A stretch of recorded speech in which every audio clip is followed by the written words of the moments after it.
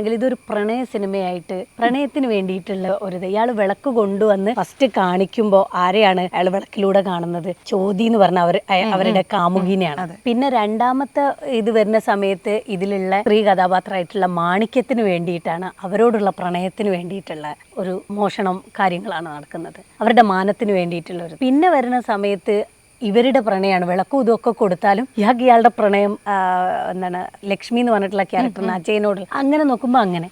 പിന്നെ ഇതിനകത്തുള്ള പൊളിറ്റിക്സുകളൊക്കെ ഭയങ്കര ലൗഡായിട്ടാണോ തോന്നിയത്? ഇങ്ങനെ അതിലങ്ങനെ പൊതിഞ്ഞ് വെച്ചിട്ടുള്ളൊരു. പക്ഷെ ഇതൊരു അപമാനത്തിന് രാജാവിന്റെ അതിൽ വളരെ പറയാൻ പറ്റില്ല.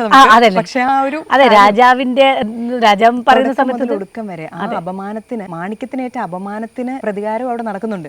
ഇതെല്ലാം വരുന്നത് ഇതിന്ന്. അവസാനം രോഹിണി ചില സീനുകൾ, വിഗ്രഹം, പല കാര്യങ്ങളൊക്കെ നടക്കുമ്പോഴും അതും കാണിക്കുന്നത് അതാണ്. എന്റെ അമ്മ അവിടെ വിജയിച്ചു അല്ലെങ്കിൽ ഞാൻ വിജയിച്ചു എന്ന് അജയൻ പറയുന്ന കാര്യങ്ങൾ.